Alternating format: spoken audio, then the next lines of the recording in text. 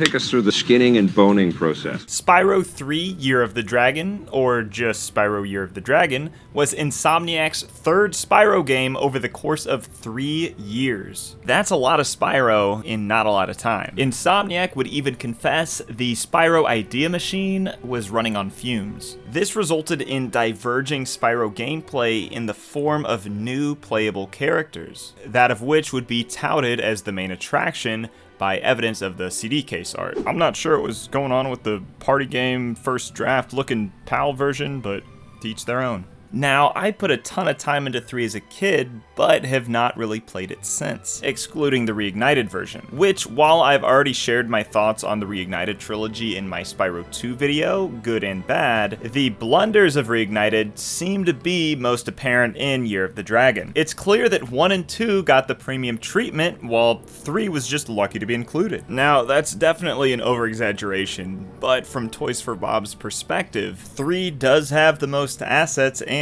the average person is probably going to start with 1 and move through chronologically. In other words, it makes more sense to dress up the first 2/3 of the trilogy to hook people in rather than the last. Just look at the promo art. Half of the third game is covered by the logo. It's a little more fair on the PS4 case, but you know, 2 also kind of got screwed here. But is that a reflection of the original PS1 release? Well, that's what I'm here to answer today, level by level. I may touch on Reignited again here and there, but I'm primarily here for the original. This old greatest hits copy of Spyro 3 hasn't been fired up in probably 20 plus years, so let's give her a go. My PlayStation's like, oh man, you still playing these baby boy games? Oh my god. Okay.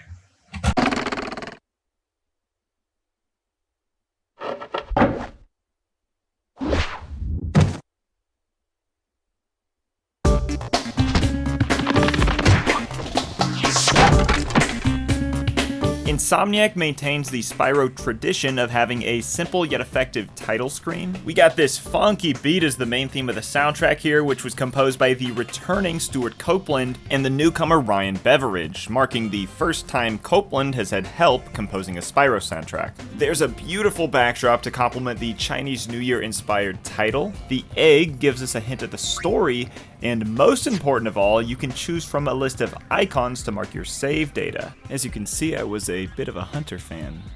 Still am. The story picks up with Spyro and all the adult dragons taking what looks to be an afternoon nap.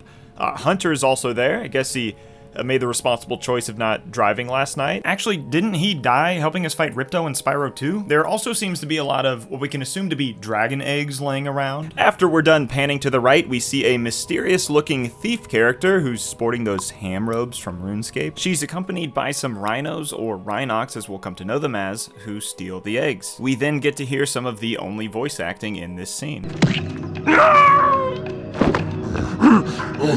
The dragons and Hunter all give chase, but she escapes down the hole.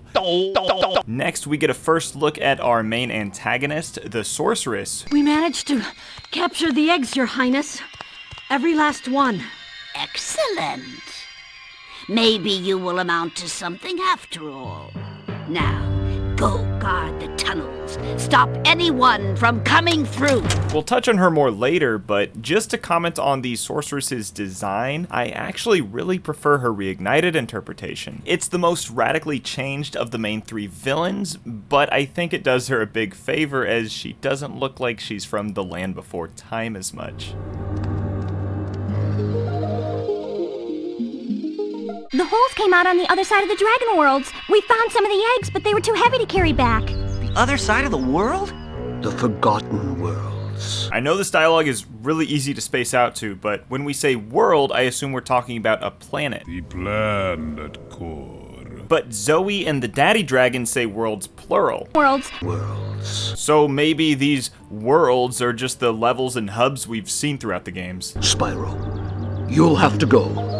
Nobody else can fit down the holes. Can't you fly there? I mean, I know I'm the only one who cares about any of this, but why didn't Insomniac just answer all of these questions with portals? Actually, there might be a valid reason for that, and we'll get to it later, unless I forget. Either way, Spyro and Hunter make their way through the planet-length hole, none of which we see, and we're thrown into the first hub world of Spyro 3, Sunrise Spring.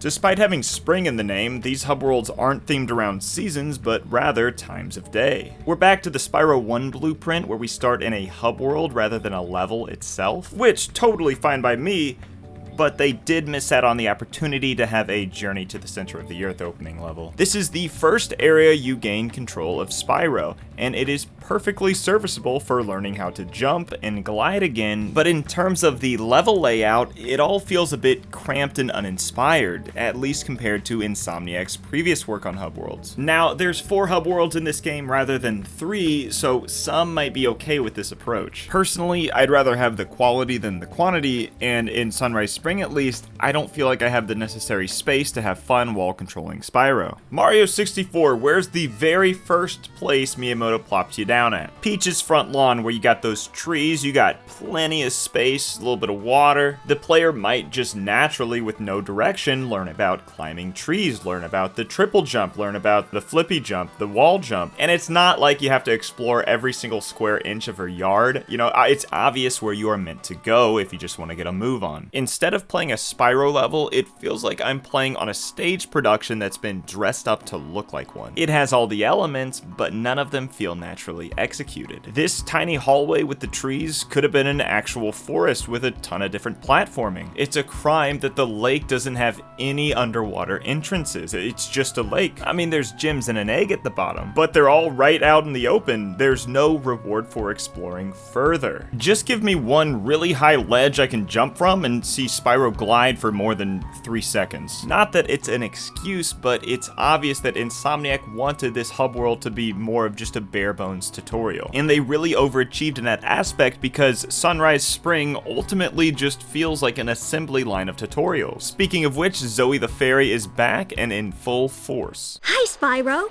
To look left or right? Because Spyro has preserved his moneybags taught abilities from Spyro 2, Mrs. Fairy stops us to give a blurb on each one. I'm totally fine with getting a refresher on the head smash or the flutter, and obviously like accounting for those who are starting with Spyro 3, it is still annoying you're pulled into a forced conversation. Thankfully, like last time, this dialogue can be skipped with a button press. Oddly enough, the game doesn't even tell you about the one new ability Spyro and the other characters have. And to be real with you, I did not know about it either until very late into this playthrough. Essentially what it is, if you hold R1 or L1, Spyro or the character you're playing as will lock into place and you can pivot them right or left with the analog stick or D-pad. Useful if you need to turn on a dime or do an accurate fire breath. Before we get any further, we gotta talk about progression. What are we doing? Where do I go? What do I do? Well, even if you skipped all the cutscenes that kind of spell it out, the ham ropes thief, whose name we learn is Bianca, rainbows in and tells you what's going on. So, you're the one in charge of rescuing the eggs, huh? How sad. Look here, if you know what's good for you, you'll turn around and crawl back up that hole you came through. Don't talk about my mother. The road of progression in Year of the Dragon is tied to rescuing the stolen baby dragon eggs. There's a real narrative purpose behind them, whereas in 2, the orbs and talismans were mostly just arbitrary. The eggs are great because it's your one flat reward for doing anything, whether that be just exploring, reaching the end of a stage, minigames, speedways, or beating a boss. Every level's portal, bar for some we'll talk about soon, has an egg requirement that must be met for that portal to become active. By doing this, Year of the Dragon is avoiding the situation that could happen in Ripto's Rage, where the player hits a wall if they've only been collecting talismans and not orbs. Plus, the baby dragon animations add a lot of charm. Due to egg and gem requirements, we're given the choice between 2 stages in Sunrise Spring. And with how prominent the Sunny Villa portal is positioned, most players are likely to start there. If you're coming from Spyro 2, you might notice the lack of an intro cutscene. Comparatively, you're just kind of abruptly thrown in and born into these new worlds with little to no context. Overall, this approach hurts the independence of each world, but there are a select few less grounded and more creative worlds where it kind of accentuates the mysteriousness. Sunny Villa is not one of those levels, but rather a bright, colorful town themed around ancient Rome. You got these lions wearing togas running the town, which I had thought they were bears for the longest time. The mayor of the town has been kidnapped by the Sorceress's army, the main enemy faction that we touched on earlier, the Rhinox. Now, despite rhinos also being an animal that was horribly mistreated in ancient Rome, the Rhinox are not exclusive to Sunny Villa. We'll be seeing them in a good 80% of the stages. In previous games, enemies were products of their environment, and for the most part, unique to each level. Now, I'm not saying that translates to fantastic enemy design every single time, but you can certainly see how Insomniac is cutting their costs. At least to an extent. They do put a lot of effort into dressing up the Rhinox to fit the aesthetic of each world. So how about Sunny Villa itself? How does it stack up against what we've seen in previous games and what we will see? This level is like Town Square from Spyro 1 if you poured a bunch of Sunny D all over it. And despite not having an intro or outro cutscene, they managed to squeeze in this quirky subplot around the mayor mistaking a dragon egg for a chicken egg alongside a KFC reference. Thank you for rescuing my town. As mayor, I award you with one of our famous giant chicken eggs. It's fucking good. That was the ugliest chicken I've ever seen! After this conversation with the mayor, a gate will open, Dark Soulsing back to the beginning area. This is a new design philosophy shared by majority of the stages. So if you come back later because you missed some gems or some eggs, it alleviates that need to retraverse, which is a bit ironic because this level in particular is likely one of the smallest in the entire series, at least the primary portion of it. After we get our exit portal home, observant players might notice that the linear path of the level isn't quite over. Follow the path upstairs and you'll find a galaxy portal that leads to a skateboarding minigame hosted by Hunter. Hi, Spyro. I found this gladiator training arena. Basically, Hunter is, once again, hoarding exactly what we need, and we have to complete whatever minigame he has for us. This skateboarding one is likely the first one you'll run across, and that is no accident. Looking at the PAL box art, it was obvious that Insomniac was pretty hyped on marketing this. And you don't have to look too far at what else was coming out around this time to understand why. I'm working on the skateboarding, actually. Skateboarding Spyro. I will say, it sure does get people's attention, and is probably one of the things this game is best known for. You know, Crash had already had a jetpack, a motorcycle, a little T-Rex, the polar bear you could abuse. How did you figure out what it's like for a little 4-foot dragon with wings? How the physics would be for skateboarding? How did you learn that? Well, we got a cat and some two-sided tape. The skateboard's awesome. It works thematically, it works on a gameplay level, and it's purple like Spyro. They don't tell you everything it can do yet. Hunter just has you chase these lizards around twice. While you were boarding, I found this in a lizard burrow. That is such crap, Hunter. I know those Jinkos got like 7 more eggs in them. We are going to move on to the next no egg requirement level, Cloud Spires. Home to one of my personal favorite tracks in this entire game.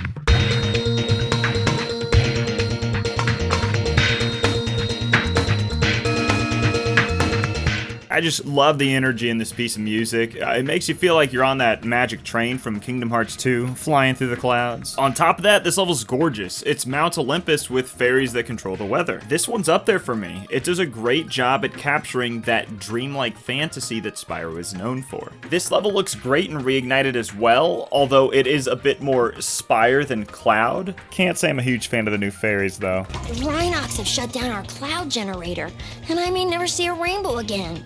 That fairy sounds like seeing a rainbow, take it or leave it, but how could you not want to help this fairy? The Rhinox have shut down our cloud generator, and I'll never see a rainbow again. Moneybags is also back. Well, if it isn't my favorite dragon. The Sorceress has put me in charge of guarding these bellows.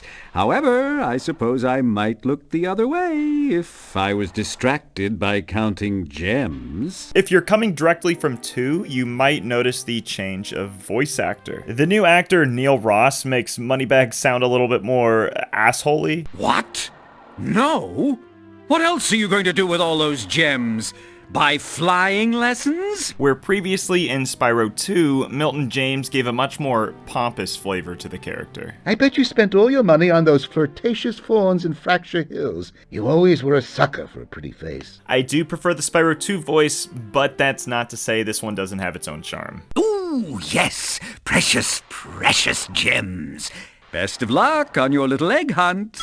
At the end of the level, we can find one of the more notable challenge portals where Spyro has to keep these sun seeds alive by continuously flaming them. I've never been a big fan of these guys' design. I think they look a little, too much like clip art, but I think I'm in the minority on that one. Oh, you got the big glasses. Damn. That's my boy right there. That's my boy right there. You know who I'm talking about? I'm talking about this boy right here. Shit. God damn! Woo! This is a fresh take on mechanics we've had for 2 games now. Insomniac was dead set on differentiating between each and every one of these egg missions. Now the extra characters certainly play a big role in that, so let's go ahead and meet the first. I'm getting paid a fortune to keep Sheila the kangaroo locked up. The pesky animal must have been causing a lot of trouble for that poor sorceress. I suppose I could accidentally let the kangaroo escape if you were to pay me, say, a small fee. Moneybags has certainly upped his dastardliness. Pay him and we gain access to Sheila the kangaroo, the first Amigo character, as well as one of the biggest lore dumps in Spyro. You dragons used to rule this entire world, you know. Then all of a sudden you left. Poof. Dragons used to live here? Didn't you know? They say it was over 1,000 years ago, I think. And they just left? Yeah, and the weird thing is, after they left, all the magic in the world just sort of went with them. I mean, they say this world used to have magic coming out the wazoo. Flying ships, singing forests, wishing stones, you name it. But when the dragons left, it all just dried up. Is that why some of the portals don't work? Yeah, they're starting to fade out too, one by one. Well, I gotta get back home and do some damage control. Come visit anytime you like. I'm still confused on what constitutes a world here, and I think Spyro is too, but there's your answer on why we couldn't just portal here and had to take the planet-length hole. Hiya, Sheila. While you are gone, a bunch of Rhinox kicked us out of our houses. These mountain goats are top-tier NPCs. So here it is, we're controlling not Spyro in a Spyro game. Before we get into it, let's take a step back. We just met Sheila, now we're controlling her. This is all a little fast. I don't feel the same connection controlling Sheila that I do controlling Spyro. And not to get ahead of myself too much, but all of this goes for the 3 additional characters that we're gonna meet soon. Now, I do like Sheila as a character. I think that scene with Moneybags accomplishes quite a lot in terms of her characterization. But in the grand scheme of the plot, I don't think she's important enough to justify me, jumping around as her. Why was the sorceress paying Moneybags to keep her locked up? How does she know all of the ancient history about the dragons here? Getting or teasing the answers to those questions might have gotten me more invested in the character. Now, I'm aware I'm asking a lot for a PS1 3D platformer that's on its 3rd title. I'm willing to cut Insomniac some slack. Not everything needs to be Metal Gear Solid. Although, once you count all the eggs that require a non-Spyro character, you start to look past what's at face value. At the end of the day, these characters were put in here for the utilitarian purpose of creating gameplay variety. And they certainly do that, but it feels awkward narratively just throwing in 4 new characters we've never seen before and attaching them to Spyro. We were starting to introduce new characters to create new mechanics because we felt like we had gone as far as we could go with Spyro. So we were introducing the penguin and the monkey with a laser, I think, and I can't remember what their names were. Kangaroo. Let's touch on Sheila specifically, and first things first, I gotta get one thing off my chest. The track that plays during her levels has the exact same melody as the theme song to Croc Legend of the Gobos.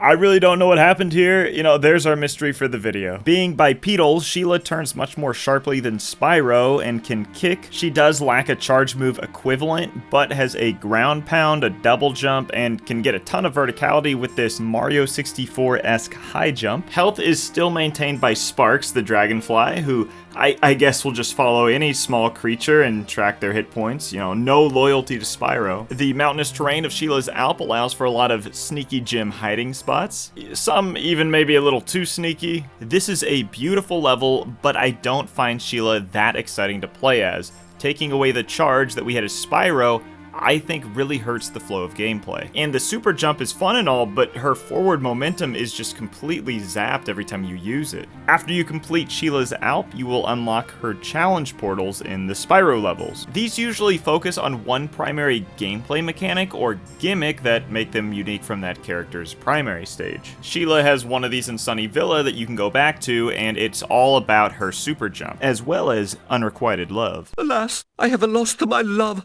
guarded by evil Rhinox at the top of yonder tower. What? Marco sent you here? I've got a restraining order against him. I'm a little surprised this was untouched and reignited. As I said, the worlds don't have any intro or outro cutscenes, but there are some cutscenes sprinkled in throughout each hub world that move the main plot along, either to give some context for the upcoming boss, or to flesh out Bianca's character, which, to the game's credit, is done very well. Look out, Hunter. It's the scary Sorcerous. This place isn't safe for small dragons and pussies. Thanks, but I think we can look after ourselves. Try looking after this!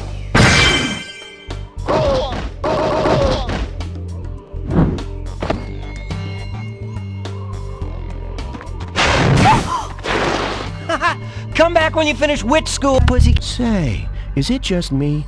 Or is she kind of cute when she's angry? Next up is Molten Crater. At last, my portal is working again. Come visit me at the Tiki Lodge. That voice acting is so memorable, I always remember this level as the Tiki Lodge and not Molten Crater. I love Tiki stuff. I'm a big Tiki fan. This is how you make a Tiki NPC. This is not. Something else I love is a good Spyro skybox. They're all ambiguous enough to spark your imagination, and this one is something special. It feels like we're on some volcano planet high above the clouds at sunset, where all of the previous level skyboxes alluded to them being in the morning. Maybe this would have been too repetitive, but I think it would have been cool to have every level in the hub match the hub's time of day. And they could have gone the extra mile by having each subsequent level get later and later into that time of day. You'd have the very first Sunrise Spring level at the crack of dawn with the sun barely over the horizon, and by the last one, it's almost noon. But they didn't do that. Take this egg. They were giving them away at the Tiki Lodge last night. So Molten Crater's pretty good. Went a little crazy with the enemy placement. Seems to be a lot of Indiana Jones Rhinox running around. The room with the exit portal is fantastic from a design perspective. It's got wooden bridges over lava with some verticality, offering multiple options on how to traverse. And if you've been paying attention to your gem collecting, you'll be able to pay money bags here for a challenge portal that reintroduces the supercharge ability. One more thing before we leave. The music track here, it has a voice sample of a guy going woo every 2 seconds. Spyro 2 did a little bit of this, take a listen to Magma Cone, but it is all over the Spyro 3 OST. And it's one of those things, you love it or you hate it, and, you know, personally, I am a fan. Spyro has a short but pretty good record with underwater levels. Our next destination, Seashell Shore, which is very hard to pronounce, I think taints that record a little bit. It doesn't feel like there was a lot of creativity or inspiration behind it, apart from we need a water level. It suffers from copy-paste level design, a subpar music track, and I really don't like the sealed denizens. They look so depressed and reignited. There's this weird Sheila mission where you have to use her ground pound to clear out these turrets so the seals can bomb this building. And we're gonna blow it to smithereens! We're lighting the bomb now! Spyro's got nothing to do with this. This blood's on Sheila's hands. There's another challenge portal where Spyro's in this weaponized boat. Much like the skateboarding, this is another case where we're playing as Spyro, but doing non-Spyro things. A good chunk of the eggs are collected like this, and like the Amigo character eggs, you're doing something different each time, but it makes the overall experience feel way more arcadey. This is accentuated by the fact that every single extra challenge in these levels is preceded by the Galaxy Portal. It makes them feel more disconnected and systematized, whereas in Spyro 2, you just ran across these by happenstance. A lot of the time, they were just straight up hidden, whereas in Spyro 3, 90% of them are on your critical path. The actual quality of Spyro 3's minigames does vary, but overall I'd say they're strong, equal to, if not better than the ones in Ripto's Rage. This Mecha Shark guy being a good example of that. Back at Sunrise Spring, you'll notice an inhabitant of each world all lined up around a hot air balloon, ready to take off to our first major boss fight. But just before we go, we have to touch on Speedways. Yes, they're back. Every hub has a different speedway, and this should go without saying, the reward for completing the challenges there will be a dragon egg. On top of the usual kill all the things before the timer runs out challenge, there's a brand new racing mode. And to be completely honest, they're not good. It doesn't feel like a race. It is an illusion of a race. It's more of a time trial. How it works is there's a waterfall start, Spyro is in last place, all of the enemy racers are on a set path. You have very, very little influence on them. Colliding with them does nothing. Flaming them does nothing. There is this little rocket power-up that you can shoot at one opponent and slow them down a little bit in their set path, but that's it. They're not fun, they're far too long for their own good, and I'd rather they just be cut. The Hidden Speedway Challenge also makes a return, with Hunter hiding in each speedway. I could also go without these. Jesus Christ, the camera's terrible in this one. If I can say one positive thing, I love the aesthetic of Honey Speedway. That should have been a legitimate level. I'm only going to ask you one more time.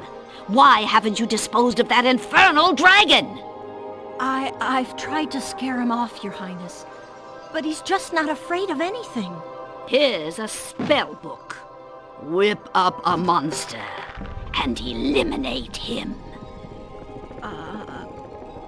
Kill him? I don't care what you do, you useless brat, as long as you get rid of him. This scene does a good job showing us the relationship between Bianca and the Sorceress, hinting that there might be more to Bianca than what we initially thought.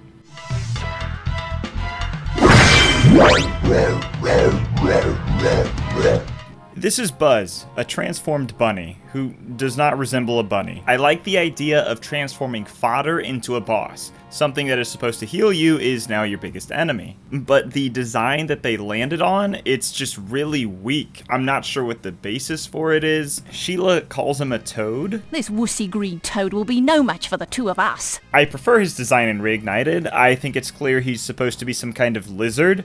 Although I am still confused how a bunny becomes this. From a mechanical perspective, I think this fight works really well. There's not much downtime, I think the difficulty is just right. It's sort of a sumo match where you're both trying to push each other into the lava. I also gotta give props to the animation on this boss. For how bad the design is, you know, they really got the squash and stretch right. But the thing that sticks out the most to me in this boss fight, it's not Sheila standing out there doing nothing.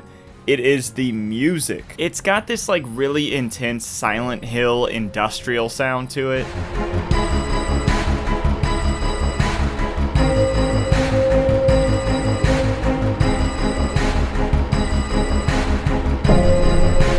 It is way too dark and edgy for a first boss, let alone a first boss in a Spyro game. And don't get me wrong, this is an awesome track, it is just, in my opinion, severely misplaced. It would have been great for Nasty Nork or Ripto or even the Sorceress, but not this guy. Also, where does this boss fight take place? The Fires of Hell? Once Buzz is done and dusted, we unlock the next hub world, Midday Gardens.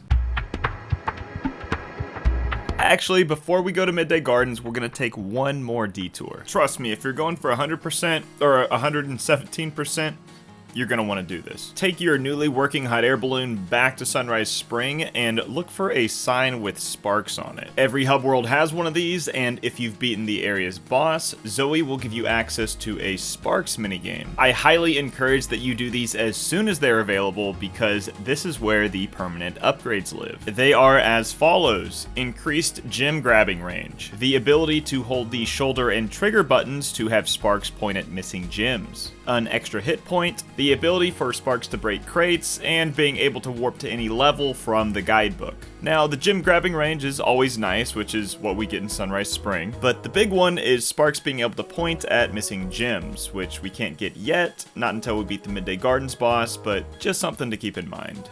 And I wanted to bitch about the fact that this is something you already start with in Spyro 2. So, are these Sparx missions actually fulfilling or fun themselves?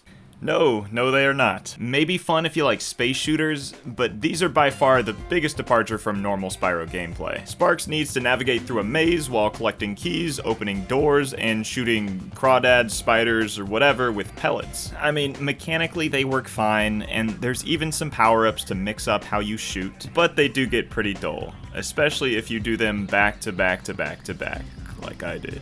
And if these already didn't feel like a last-minute addition, the track that plays during these levels is just the title theme music. And I don't have any proof of this, but I think these were inspired by the Atari game Adventure. Having done a History of Insomniac video, I know that the CEO, Ted Price, he grew up with Adventure, and that has doors and keys and color coordination. It all seems a little out of left field for Spyro. So, Ted, let me know if I'm reading too much into this.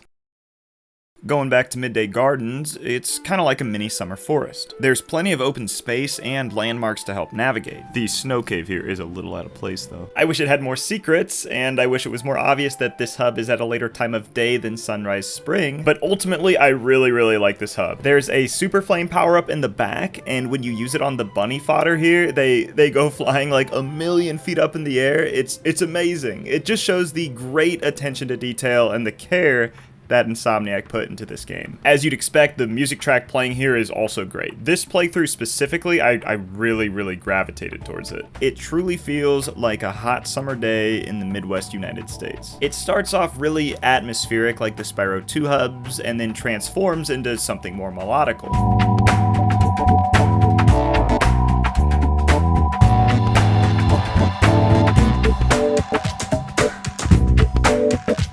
So I guess we better talk about Sergeant Byrd now. Sergeant Byrd, 90068. Awaiting orders, sir. Pay Moneybags 700 gems to rescue our second playable friend. Hey, what are those things? These are the latest military hardware. DBX-9 rocket launchers, state of the art. So why didn't you use them to escape? Because I have limited ammo, and I wanted to conserve it. For this.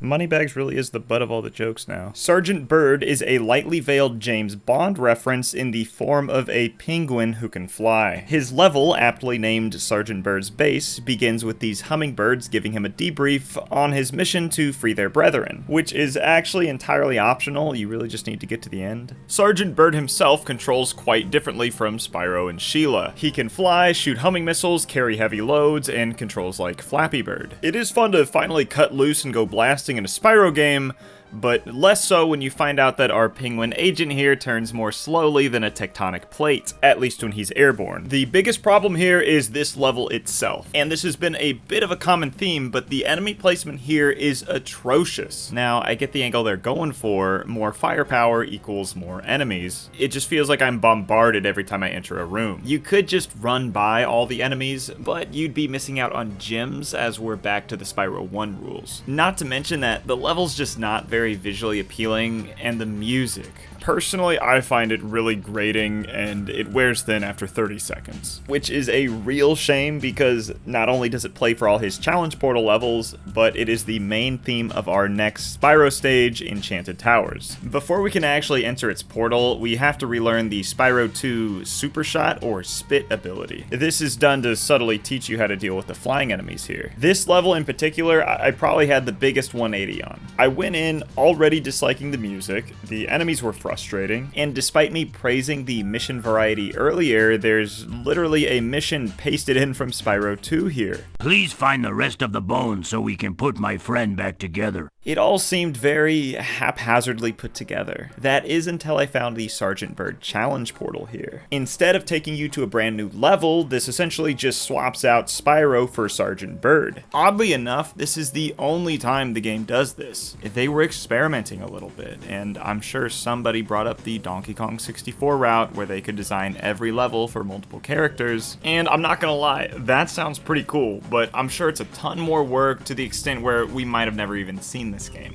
The level is divided into different islands, where as Spyro, you would glide to each one sequentially. It's really liberating to be able to Flappy Bird anywhere in the level. The world really does become your oyster. All those enemies you had to spit rocks at, now you can just light them up. Truthfully, it redeemed Sergeant Byrd for me in a way, even with the bad taste of his own level lingering. It's a good lesson in level design. If you're gonna give me a character that can fly, don't put me in a cave that makes me feel restricted. Enchanted Towers also offers this minigame where you gotta guide this dog back to its owner using spit, which has some pretty fun puzzles, as well as the second instance of the skateboard. The challenge here is essentially show-off mode from SSX Tricky. Score as many points as you can by landing tricks in the allotted time limit. It's much better than chasing lizards. It boils down to getting Spyro to the high ground, taking a jump, and just spinning the ever-loving shit out of him and hoping that he lands. And if that sounds like fun, you should definitely check out SSX Tricky.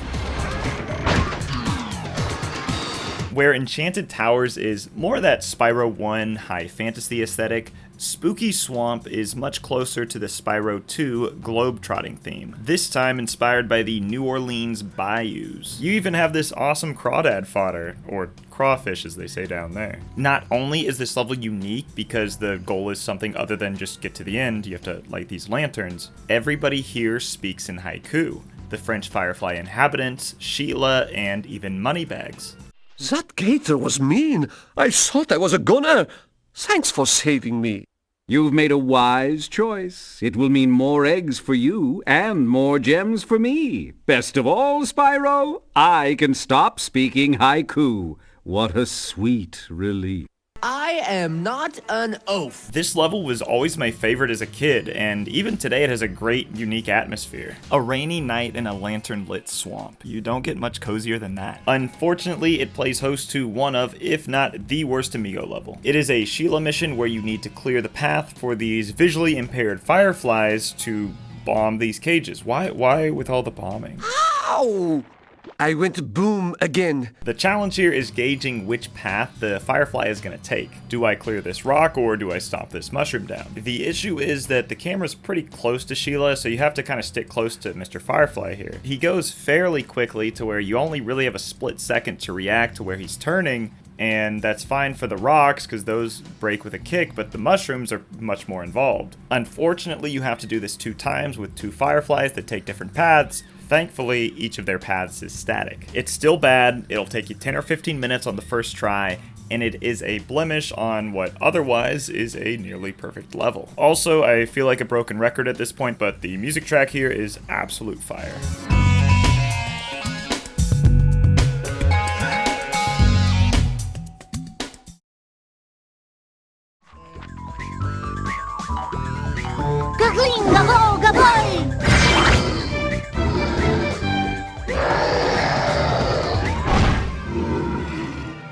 We should help her. You're kidding, right? She nearly toasted you. Yeah, but she was aiming at you. We get another little cutscene around this time where Hunter saves Bianca from one of her monster creations. And while it's kind of insignificant to the overall plot, it gives Hunter more of a reason for being there. He naively trusts Bianca where Spyro does not. Even if it is for kind of a selfish reason, it's certainly within his character. I mean, this is the same Hunter from Spyro 2, no doubt. Thanks. No problem. It's a good thing for you Hunter was around. I don't remember asking you a goddamn thing. Next up, we have Bamboo Terrace. Perhaps the most generic China level that has ever been. It looks and sounds beautiful, but this feels like China imagined by a 3rd grader. If you're gonna do a level like this, it needs to have more of a unique spin. I mean, pandas? It's a bit too on the nose. At least they have a really good design, and it's really cute when they all stack on top of each other to open this drawbridge. And not sure what they were thinking, giving them teeth and reignited. Actually, taking a closer look, almost all of these redesigns were given teeth. Doesn't really do it for me, just kind of pushes them further and further into the uncanny valley. This world is still really solid, apart from maybe being a little forgettable. Moving on. Spyro 3 has some good ice levels, and Icy Peak is a good showcase of that. It feels like a sunny, brisk Christmas morning. Bob, the Canadian accented bear, needs help finding his fishing buddy.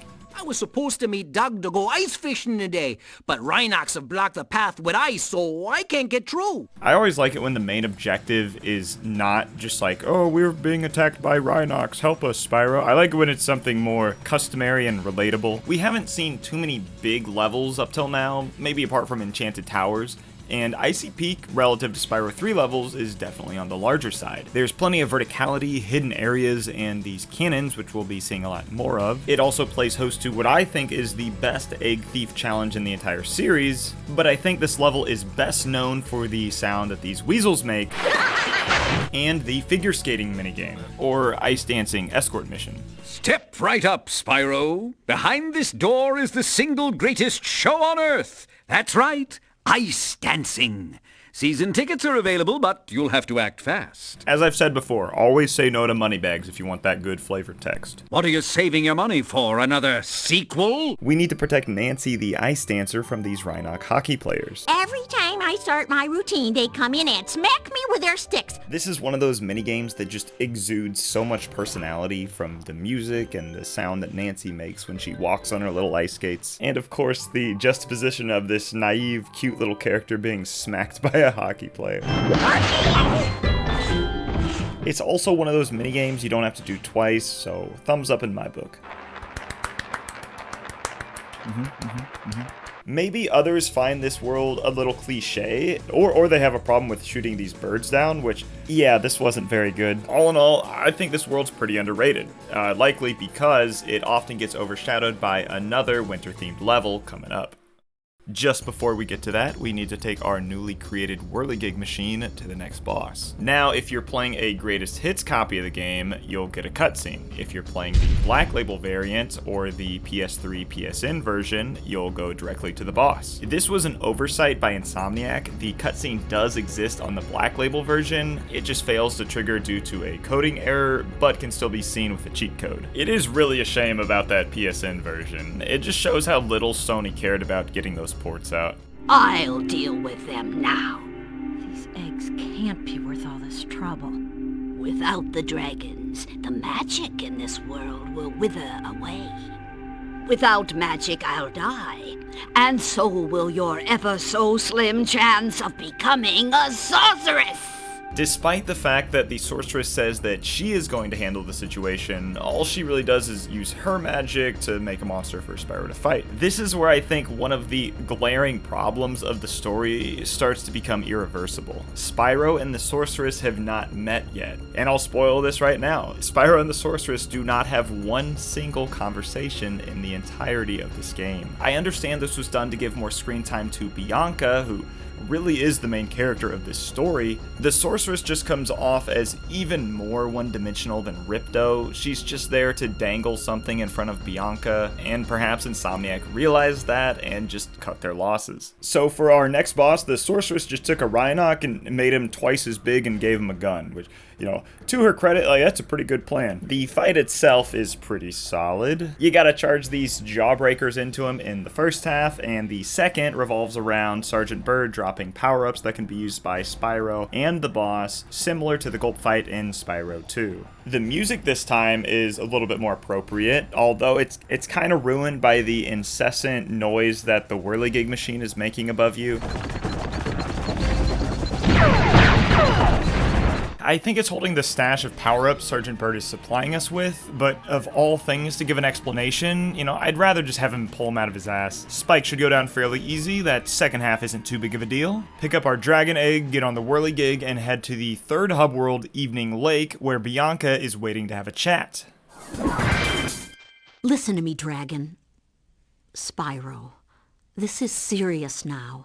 The Sorceress is planning a trap for you, and if she catches you...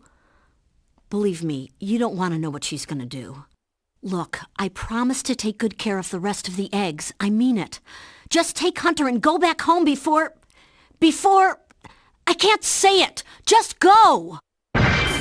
It's clear that Bianca has entered the latter half of her character arc, becoming more of an ally than an enemy. I'm not going to pretend this is breaking any new ground in terms of storytelling, but for an old PlayStation platform game, it is pretty unique to see a character make a big moral decision like this. In a way, she kind of paved the way for video game anti-heroes to come. Where's that damn fourth Chaos Emerald? Evening Lake is ethereal. I mean, it's the best hub world in Spyro 3. It's like a 4th of July afternoon on the lake. Seemingly, it's rather small. There's only a tiny bit of land around this castle, but you can find a ton of verticality under the lake bed where most of the levels live. It's compact, yet still has a good amount of secrets, such as an egg being hidden inside this whale, who happens to be a great example of the teeth problem found in Reignited.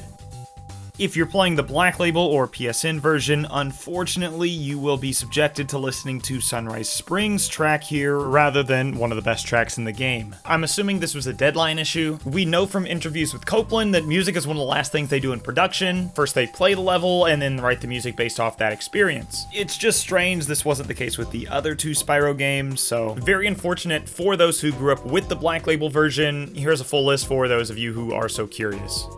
Now, before we go to our first Evening Lake level here, Frozen Altars, I want to say something real quick. At this point of my playthrough, I was kind of middle of the road on the game as a whole. Not to say we haven't seen some good levels already, but from here on out, I think the rest of the levels take a major step up in terms of quality. Generally speaking. Frozen Altars is quite the fan favorite. There's a very relaxed ambiance with, of course, a great music track to back it. And everybody loves the stoner penguin NPCs. I challenged a Rhinoc to a traditional game of cat hockey, but I think I sprained my during training. Where Icy Peak is more high energy, bright and hectic, Frozen Altars is subdued, relaxed, and above all, chill. It is also a really weird level. When you first arrive, this dark fairy, which you never see again, replaces Spyro's flame breath with ice. On behalf of the ice fairies, I want to grant you a special power for as long as you stay in our world. This isn't like a temporary power-up which you usually see. You know, this is just ice breath in this world exclusively. Instead of instant murder by flame, Spyro will now freeze enemies or allies in an ice block for several seconds, that of which can be charged or used as a stepladder. This ties in really nicely with the level design, granting the player some creativity on how they retire areas. It would be easy to get up to that treasure if you had something to stand on. On top of that, Spyro's main objective is to help the penguins operate these giant lasers to melt these giant snowmen so he can progress. What if you tried melting the snowman using the laser? I'd do it myself, but you know, the flippers. These things are pretty versatile. You can use them to kill normal enemies, melt these ice blocks. I mean, this level's amazing. Well, amazing with an asterisk, as this level does play host to the infamous Bentley boxing minigame, which I know I haven't introduced Bentley proper yet, but for the sake of pacing and the fact this doesn't have anything to do with Bentley's primary gameplay, let's get it out of the way. Bentley's little brother wants help beating up the Yeti from Spyro 2. Right off the bat, you're bombarded with like a whole page of tutorials. It's like the Blitzball sequence from Final Fantasy X. There's 3 kinds of punches, but you'll really just be using the jab. If you're aggressive with that jab, it's not the most difficult challenge, but there's certainly some randomness, and it can be really frustrating. This minigame in particular was one of the corners cut and reignited. The animation's a lot stiffer, and it feels thrown together. The fight's just like a robotic slot machine. The AI is always a step ahead, it plays boring, and it is boring to watch. Like, this is where you find the bare minimum effort in the Reignited trilogy, is right here. At least they kept the mooning animations that these Rhinocs do.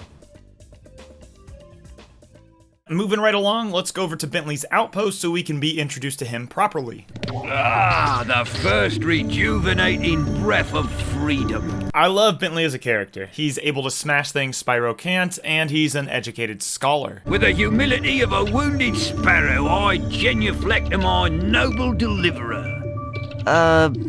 It was no big deal, dude. Yes. After all, it was I who let you out. Why, you brazenly avaricious, duplicitous, larcenous ursine! Now, hold on! One more, perhaps? At least. Please do afford me the sublime honor of enjoying your visitation in the nearest future. Yeah, sure. It's a little disappointing that Sheila is the only character that gives us any additional context on this world, or the Lost Worlds, wherever we are. I've kind of forgotten at this point. The remainder of the Amigo character conversations just boil down to, thanks for saving me, come visit me, gotta stop that sorceress.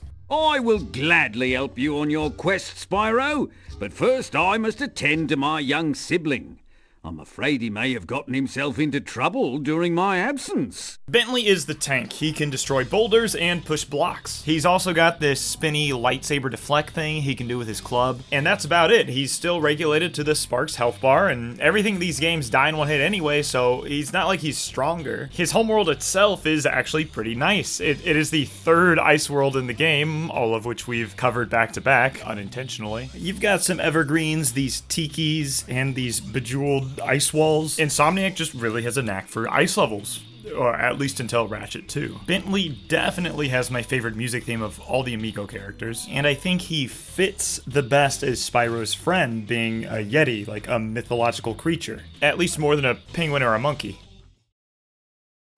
You'll find a lot of charm in Charmed Ridge. I certainly do. It's my favorite level in Spyro 3, and I put it above a lot of Spyro 1 and 2 levels as well. It definitely feels like a callback to Spyro 1 with the, kind of fantastical, medieval Dreamweavers theme going on. Hands down, my favorite music track in the entire game. It's high energy, it's fun, it's catchy. This is how you do a Spyro track.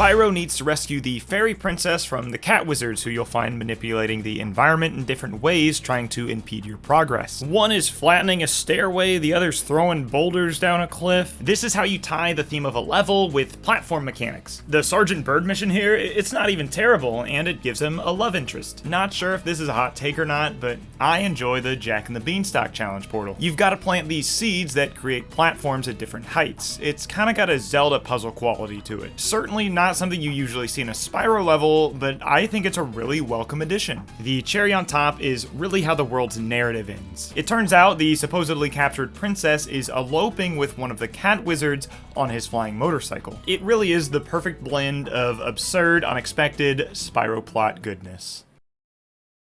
Just before we go to Fireworks Factory, a scene plays that actually made me laugh out loud.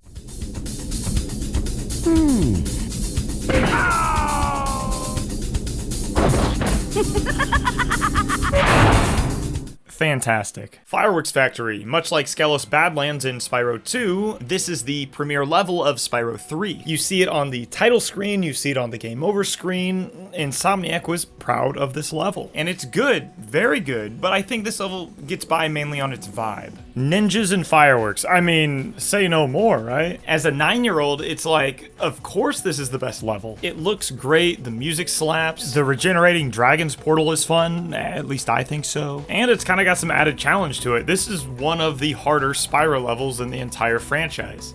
Isn't it? Or was I the only one getting all those game overs? I do have some nitpicks. I don't like the Hansel and Gretel characters returning. I wasn't a fan of them in Spyro 2. I'm not a fan of them here. It feels like the death sounds for the tiny ninjas and the fodder should be swapped or just redone. I mean, when you kill the fodder, it sounds like an old man being pushed. And the ninjas, it sounds like a toddler reaching for something. Not a huge deal, but the respawning ninja crates will ensure you'll be hearing that sound effect quite a lot. The worst part about Fireworks Factory is the Agent 9 first-person shooter section. This is another instance of a companion character we haven't met yet, but don't you worry, we will soon. Insomniac actually got their start with a Doom clone, so this isn't too out of the ordinary. You are regulated to only swiveling the view horizontally, just like in Doom. It's kind of wild that Halo Combat Evolved would come out just a year later and make this control scheme just completely obsolete. The goal is to navigate through this labyrinth while being attacked by ninjas, grab an egg, and then head back from where you came. There is only a single shoot option, and it is fun to ricochet bullets off the wall, and personally, I do enjoy seeing Handle tied to a bunch of TNT here.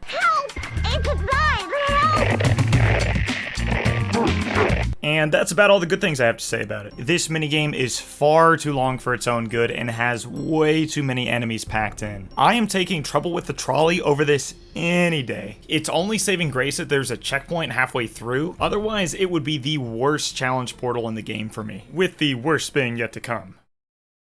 Speaking of the worst, we did save the worst Evening Lake World for last. I mean, it's kind of interchangeable with Bentley's Outpost, but, you know. It's Lost Fleet, everybody. You got Ghost Pirates and Spyro, which in a general sense does work, but there's a lot of other elements at play that ultimately bring it down for me. I really want to like the aesthetic more than I do. This is the coolest looking level on paper.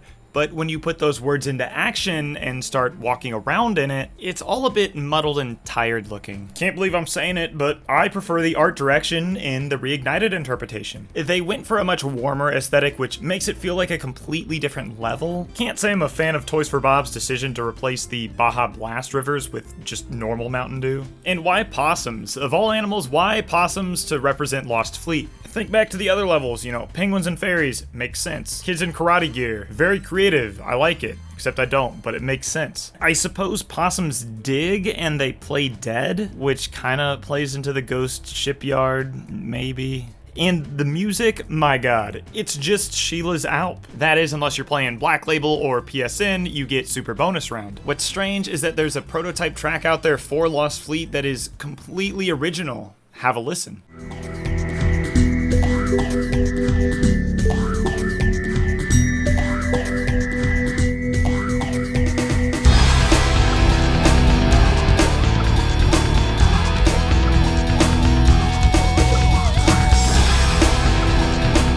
It certainly casts the world in a different light. I think for the better, but maybe it wasn't Spyro enough or it was too spooky. In the end, we got the kangaroo croc music instead.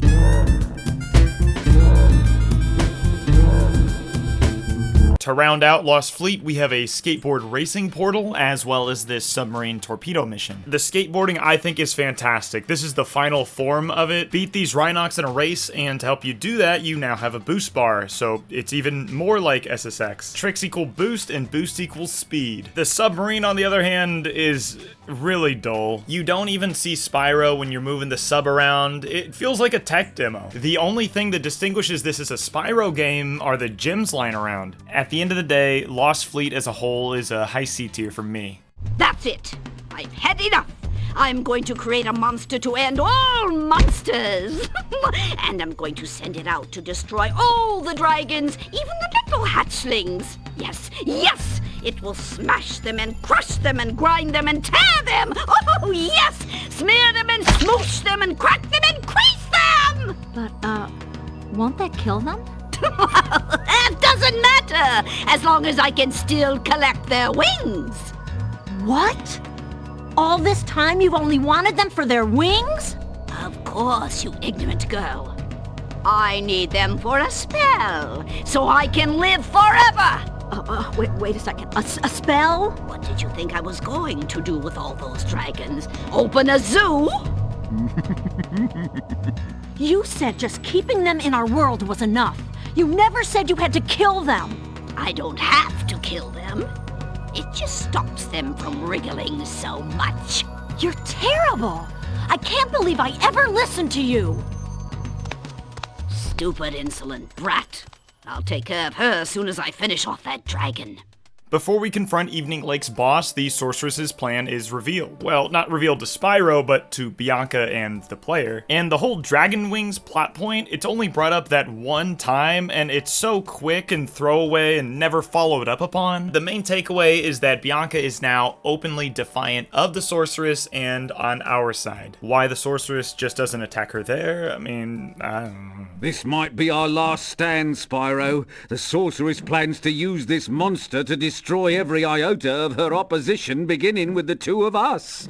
Alas, there is no time for ruminating. A battle awaits us. I will endeavour to assist you by means of a steady provision of combustible projectiles. Bentley really is the best. This is Scorch, not to be confused with the Spyro 2 Desert World. No, this Scorch is essentially Mothman, and he can be damaged with the power-ups that Bentley provides. Your mileage in terms of difficulty is gonna vary here because Spyro 3 employs an adaptive difficulty system. There's 3 notches, easy, medium, hard, and it will change depending on how many eggs you've collected and how many times you've died. I bring it up now because 1, I didn't want to front load the video, and 2, I think I got the easy variant of this fight after getting all those deaths in Fireworks Factory. Or maybe I'm finally starting to get good at these games, but the point is the setting is invisible. I'm not going to pretend I did a ton of experimentation to play with it. I mean, this could be a separate video topic unto itself. We do know there's an independent adaptive difficulty setting for minigames. There's still a lot of unknowns on what exactly it affects, what the thresholds are, so if anyone has any information, feel free to leave it in the comments. The Scorch fight itself, it's another instance of wait for an opening, do damage with a power-up, rinse and repeat. The one interesting idea here is that he'll lay an egg, which will hatch the first boss, Buzz. A good way to demonstrate how far you've come, taken on both at the same time. The music track that plays here is pretty good. It sounds like final boss music, like all the boss music in this game does. The Spyro 2 boss tracks, they were all menacing, but they had a wink or a hint of grandioseness, showing that they weren't taking themselves too seriously. All of the boss tracks in Spyro 3 sound like the apocalypse.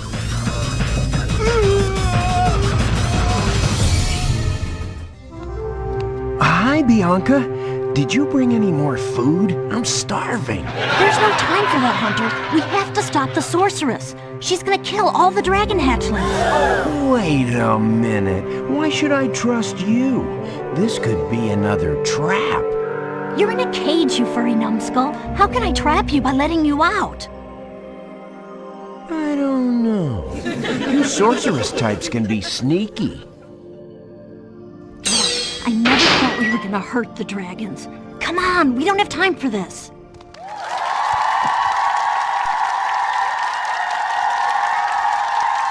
We have finally arrived at Midnight Mountain. First things first, this track, one of the best in the trilogy. I could have seen the music being a little bit more menacing and foreboding, as, you know, this is where the Sorceress's lair is, but I don't know, man. This just really embodies that night feeling with a full moon. The bounciness personifies the twinkling of the stars.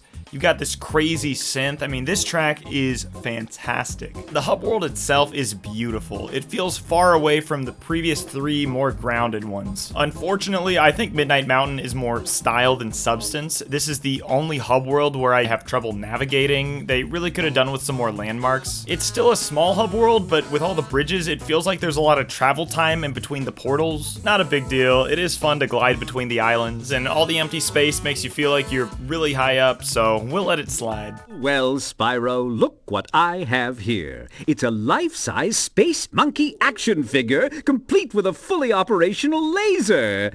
I'd love to let him out so you can play with him, but the Sorceress seems to think he's a menace. You don't want to free him? Oh, what's the matter, little dragon? Are you just jealous that no one's ever made an action figure out of you? Oh, Moneybags, if you only knew. Woohoo! Yippee! I'm free! Thanks, Spyro! The Sorceress and her armies and kicking all that to say, huzzah! Yippee! Woohoo! Been overrun by Rhinox since I've been captured. If you happen to see the Sorceress, tell her I'll... Okay, let's just go to Agent 9's lab. If Agent 9 had been really solid, I think it could have changed the whole perspective on Amigo characters in this game. Tip the scales, so to speak. The last three weren't great, but they also weren't dog water. I'm not saying he's dog water, but he's certainly not pumping this game up to Jeff Keighley's Game of the Year. His design, easily the worst of the four. His outfit is like Buzz Lightyear crossed with Peter Pan. I think the little laser gun is an Earthworm Jim reference. And if it is, that would be amazing, and I'd take everything back. You know what they call cheese in Paris? What they call it? Le fromage. Le fromage, man. It's like those French guys have a whole other language. Yeah. Something that bugs me that I think is really overlooked about Agent 9 is his unnaturally perfect posture and how he's always got his left arm up. A big reason why I and a lot of others enjoy Ratchet & Clank is because of how fluid the animation is, how naturally Ratchet moves. You can see a nice squash and stretch when Ratchet jumps, and he carries each gun according to its weight. Agent 9 has none of that, and I think it makes for one of the blandest gaming experiences I've ever had. Now, this is obviously an unfair comparison, but I think Agent 9 even lacks compared to the other Amigo characters, and especially Spyro in terms of animation. In addition to shooting the ray gun, Agent 9 can also throw bombs, zoom in, and strafe. And that might sound kind of exciting, but it's all wrapped in the most boring slog of a level. It's my least favorite in the game, possibly the entire trilogy. Not only does it take place on the most uninteresting beach I've ever seen, you have to do a tutorial for each of Agent 9's abilities, all of which are preceded by a little blurb from the Spyro 2 professor, who I suppose just owns this island. I guess we didn't question Hunter being here too much, so yeah, whatever. Let's move on to Desert Ruins. Gus here needs help finding his girlfriend, who was last seen raiding tombs. I love how Gus is just a more sophisticated version of these guys from Spyro 2. I'd go look inside the tomb myself, but you know there's all these scorpions and stuff. I don't blame you, Gus. This isn't your average Spyro level where you can just turn your brain off, autopilot, get hit a few times, and just walk it in. There's some platforming here that's fairly involved. It's not quite on a Crash Bandicoot level, but certainly more difficult than everything you've seen so far. There are sections that combine floor hazards on cycles with enemies that you need to flame or charge, as well as a ladder segment similar to Spyro 2's Magma Cone, where you need to swap ladders to avoid damage. Really good stuff. The level also does a great job with verticality. There's a lot of long glides here we usually don't see in Spyro 3. Those who take a second to stop and explore their options on where they can go are bound to be rewarded. I just came out of this level really enjoying it. It's got a good sense of worm in the appleness, if that makes sense. The challenge portals here are definitely a bit lackluster, but I don't have too many complaints other than that. Well, well, look at you. Showing up here to raid the tomb after I've done all the work. Yes, yes, yes. Oh my god. Next up is Dino Mines. A purple dragon does not belong in Texas, and neither do dinosaurs. They make up the enemy faction that Spyro has to deal with rather than Rhinox. This seems to be the case with a lot of, but not all, Midnight Mountain worlds, which is a little odd. You'd think being so close to the Sorceress's base of operations, you would see more of her, you know, Rhinox army. It is incredibly impressive that Insomniac has so many worlds across 3 Spyro games that all feel different. This is the world right here where I feel they started to get creatively bankrupt. And it's not a bad level, it's got some charm and some nice quirks. You know, I like how the T-Rexes pull their guns out. The music is probably as good as it could be given the circumstances. And there's some nice attention to detail where there are more gold gems here than in other worlds. But from a high level perspective, it seems like we were just throwing ideas at the wall on this one. This probably should have stayed on the cutting room floor. A tiny purple dragon running around a saloon with dinosaurs throwing dynamite is just too many clashing ideas and doesn't really meld well with what we've seen in these games so far. And this is certainly all extremely subjective. Like, I'm a person, I was okay with the robot farmers from Spyro 2.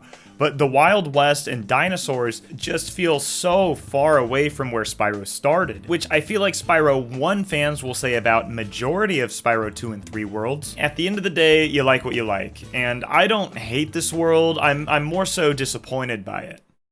The Agent 9 on-rails shooter section might tip it over the edge though. First person, no way to change the inverted aim, and of all the Amigo characters to choose, Agent 9's music here just clashes so badly.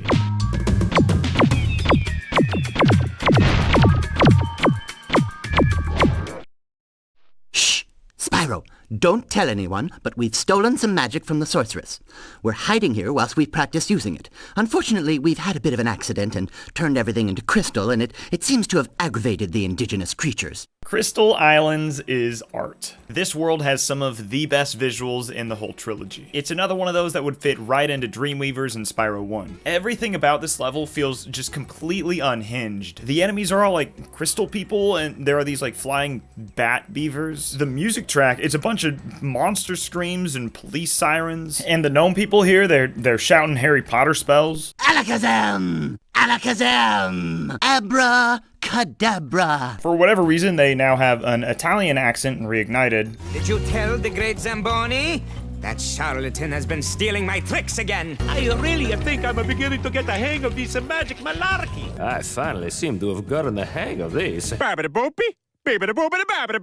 If the idea for Dino Mines came from an intern in a meeting after lunch, Then Crystal Islands came from a shrooms trip. I could look at this skybox all day. They did brighten it up in Reignited, which takes away some of the mysteriousness that's definitely eking from this world, even though this level is still beautiful in Reignited. There's a sorta infamous Bentley challenge portal here where he's got to play whack-a-mole. It can be challenging. It definitely took me a handful of tries. It's also like kind of shockingly violent for a Spyro game, like the way the moles fall down after being smashed. These poor little fellas just trying to make a home here. The cherry on top comes at the end of Crystal Islands, where you find a Superfly power-up. It's not the first world to do this, but Crystal Islands might be the best playground for it, bridging the gap between Speedways and normal stages.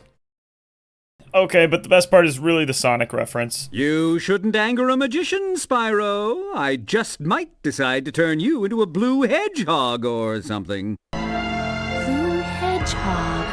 I've sort of been going out of order with the levels in terms of egg requirements, and that's mostly because they're all pretty lax. There are so many ways to get eggs. As long as you don't neglect the speedways and the challenge portals too much, you won't even notice the egg requirements. Technically, Dino Mines is the last normal level with the highest egg requirement at 80, but I really didn't want to end on that one, so we'll be going to Haunted Tomb instead. It's an Egyptian tomb run by dogs, which is great for the irony. If you can survive the trials of our catacombs and answer my riddle, we will give you a prize befitting your efforts. Here is my riddle. I am a vessel without hinges, lock or lid. Yet within my walls a golden treasure is hid. What am I?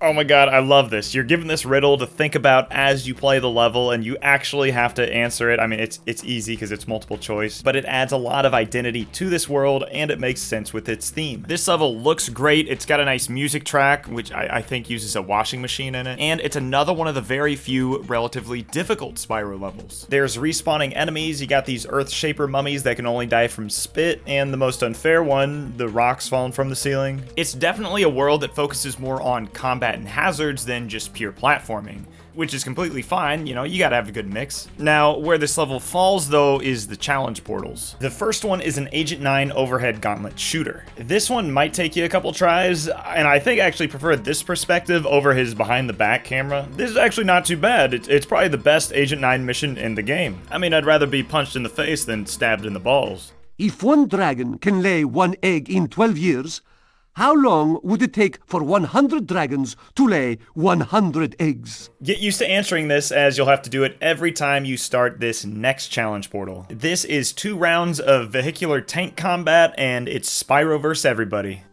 First round is 1v4, so it's not too bad because you have your Sparx health bar. You can get a lot of trades and still be okay. But round 2 is where you realize just how conservatively you have to play this. You have to use the same strategy your Rhinoc opponents do, which is just to hide behind these vases. And is that optimal? Yeah, it probably is, but oh my god, it is no fun at all. If you go in expecting to have like a fun game of bumper cars like I did the first time, like, you're just gonna have a bad time. You can try and use a lob shot that's pretty good, but it doesn't have a ton of range. I would just stay 50 feet back, hide behind my vase, and hope that my straight shots would hit. You really don't want to tangle with them just because of how bad the camera is. Now, I did try this on Reignited, and the camera problems are fixed, but everything else pertains. Is this the worst part of the game? I think so. I got a ton of game overs, there was a lot of running back, and, you know, it's a ways away. Is it the worst thing ever? No. If you go in with a solid strategy and are patient, you'll get it. There's not a lot of randomness. It's just like doing your taxes, just something you gotta buckle down and get done.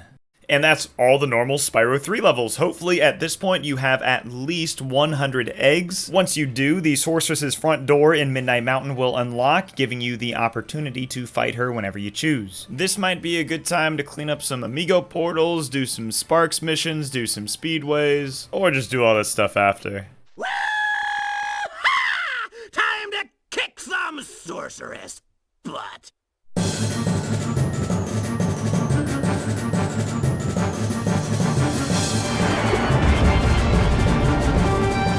Oh, this is it. We're going. This is for real. I know I mentioned this earlier in the video, but it bears repeating. This is the first time these two characters have met, Spyro and the Sorceress. There's no banter, no screwing around, just straight to business. Much like Ripto, you cannot damage the Sorceress directly. This fight revolves around Agent 9 popping balloons that hold artillery that Spyro can then use. And that makes about as much sense as what it sounds like. You start out with the stationary ones and move your way up to a UFO that can fly, all whilst dodging the Sorceress's attacks. It's a pretty good difficulty. It's definitely the hardest fight in this game. It's not like gulp levels of hard, but you know, I died a few times, you know, I'm not scared to say it. Some people have a problem that the vehicles play such a big part of this fight rather than Spyro's core moveset, and I certainly see that angle, but I'm a believer that the final boss should be a culmination of everything you've learned. It should be a final test. There are definitely exceptions, and whether or not something's fun should take precedence over any decision. But really, I think this fight has its cake and eats it too. You're spending a decent amount of time as core Spyro dodging attacks, and you get to do all the wacky vehicle stuff with some curveballs in there. And yeah, overall, it's fun. Taking a look at the setting and atmosphere Insomniac made for this fight, it's certainly menacing, maybe a tad generic. I feel like it could easily play host to a Mario Party minigame. And this is a subtle touch, but this fight takes place at dawn, just after midnight. Taking all the hub worlds into account, Spyro has completed a full day, and only one obstacle stands before him and a new dawn. Or maybe they chose this orange backdrop because the Sorceress contrasts really well against it, similar to how Ripto contrasts to Winter Tundra. Once the Sorceress's health drops to 0, she'll drop into the lava, T2 style. The egg from her staff will pop out, falling into the middle of the arena for Spyro to collect.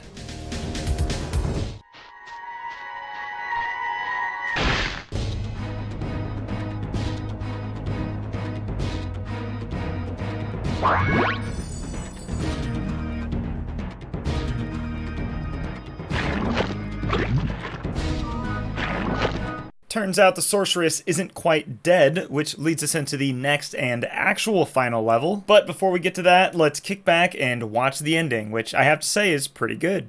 Spyro, you've just defeated the Sorceress, rescued the dragon eggs, and restored freedom to the lost dragon worlds. What do you plan to do next? Perhaps a nice vacation in Dragon Shores? You're a real comedian sometimes, Bentley. The first time I completed Year of the Dragon all those years ago, I hadn't actually played Spyro 1, so this talk show host interview format was really out of the blue at the time. But I really like it, and it's a great way to incorporate Bentley into the ending without feeling like he's being shoehorned in. But there's still quite a few loose ends, like where's Hunter? Why didn't he help us fight the Sorceress? Just before we get to that, you gotta realize this is the end of a trilogy, and we gotta pay our respects to the other characters in Spyro 2. With Agent 9 shoehorned in. It's a funny thing, Spyro. I adjusted Avalar's portals to take me to the Dragon Worlds, but somehow I ended up here. Maybe my coordinate tables are out of date. By 1,000 years. That would explain why the book was so cheap. So, now that you're done saving the world again, are you gonna visit me in Avalar? Sure, Alora, but I still have to find the rest of the eggs and, well, Hunter's disappeared again. Did you say Hunter? Well, hey, I can help. I just saw him sneak off with... Agent 9, isn't that a Rhinoc over in those bushes? There's certainly a lot of hand-waving to explain why Alora and the Professor got here, which I'm willing to overlook. Hold that thought, Billy. Spyro, great to see ya. Hi, Sheila. I've been looking for Hunter all day. Have you seen him? Sorry, Spyro. Hunter made me promise not to tell you where they went. Hey! You didn't hear anything from me? Oh, no. Oh, no. I love how against monogamy Spyro is in this game. I think it's more of like a product of its time. Spyro's overall character doesn't fall too far from the too cool for school archetype, kind of the Sonic the Hedgehog mold. It's a sad sight, Sparx. Another noble warrior falls victim to the plague of love. Just look away. Well, I guess we'll have to find the rest of the eggs by ourselves. Now wait for it, Alora's gonna swoop in and go, yeah, fuck those kids, watch the fireworks with me. Come on, Spyro. Take a little break. Let's watch the show.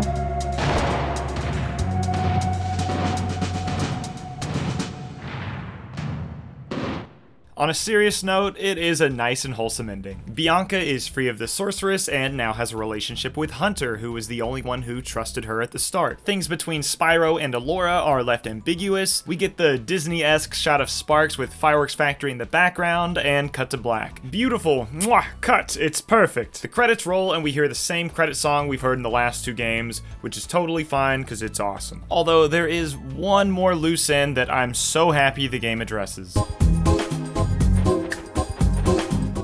Don't worry, Spyro. I won't be needing any more of your money. Now, don't look so surprised. I found one of the dragon eggs, and I'm going to sell it for a fortune back in Avalar. Why are you looking at me like that? I've got to be going now. Toodles! Yes, we finally get to give Moneybags his just desserts. It's genius that this is done in gameplay rather than just a cutscene. A cutscene would have been fine, but this is so much better. Drat! Double drat! Drat! Oh, I never knew dragons were so fast. That's it, I give up. I'm retiring to Spooky Swamp to become a haiku poet. If you've collected all 148 eggs up to this point, Moneybags will give you the 149th, as well as all the remaining gems to meet the requirements of the mysterious portal on this lizard-infested island in Midnight Mountain. If you haven't done all that, like me, then we have some work to do. As far as eggs go, there's nothing here that's crazy hard to get that can't be brute forced. If I was struggling with a minigame or a speedway race, I would just lose a whole bunch knowing that the adaptive difficulty was gonna go down. Gems, on the other hand, I already brought it up, but do the Sparx missions, get that gem locator, it helps tremendously. Once you got all that and are ready to go, we can enter Super Bonus Round. I have to give a deep Spyro confession before we start. This is my first time here. I'm a pure and clean Super Bonus Round virgin, but not anymore. There's a specific feeling of excitement you get seeing something new in a game that you're already intimately familiar with. But to be completely honest, I found this to be a bit underwhelming. The world is essentially 3 challenge portals wrapped in what I suppose is yet another ice level. There is a submarine mission that's even easier than the one in Lost Fleet, a skateboard race against the Spyro 2 Yetis, and another round with the Sorceress on a UFO where the floor is lava. Now, the submarine mission, it's like a joke that it's even here. Like, of all the minigames, why in the world would you choose the submarine? The Yeti race is pretty good, it's hard, but probably the best of the lot, and the rematch with the Sorceress is probably the most disappointing event here. This rematch was 20 plus years in the making for me, and really it's just the last stage of the Ripto fight on a UFO. I mean, I wasn't expecting too much, but what would have made my day if there was some dialogue between the Sorceress and Spyro. This is my 3rd time bringing this up. Why can't they just talk? Shoot the Sorceress down and she will drop the last 150th egg, bringing our save file completion to 117%.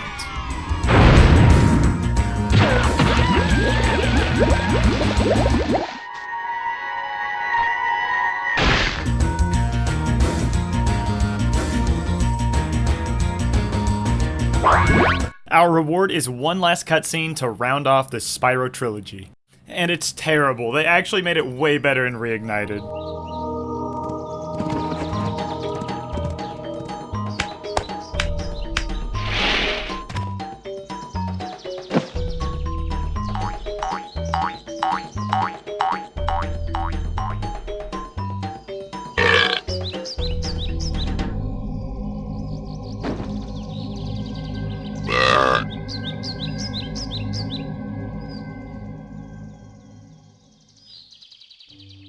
Oh my goodness. It's pretty rare you'll hear me give any criticism on the music in Spyro, but I am not too sure what they were thinking with this track. It goes from playful to foreboding.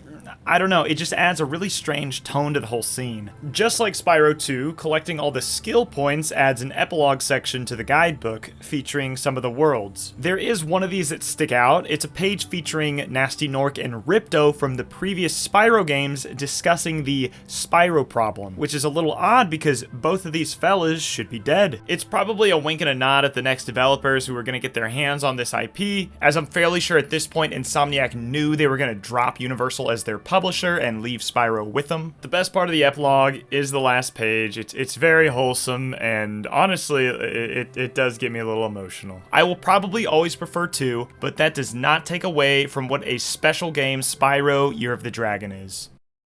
Sheila, Sergeant Byrd, Bentley, and Agent 9 are better than they should be. 4 new characters in a 1-year development cycle, and they all play differently, competently, and have distinct personalities. That is super impressive, but was it needed? Could Insomniac have dug deeper and got away with more base Spyro? Well, we'll never know, really. Insomniac was and still is an insanely talented development studio, but I believe they, like several other developers, deliberately spent these years experimenting rather than refining. There's definitely a few bumps and some unexpected guests, but Spyro Year of the Dragon is still very cozy.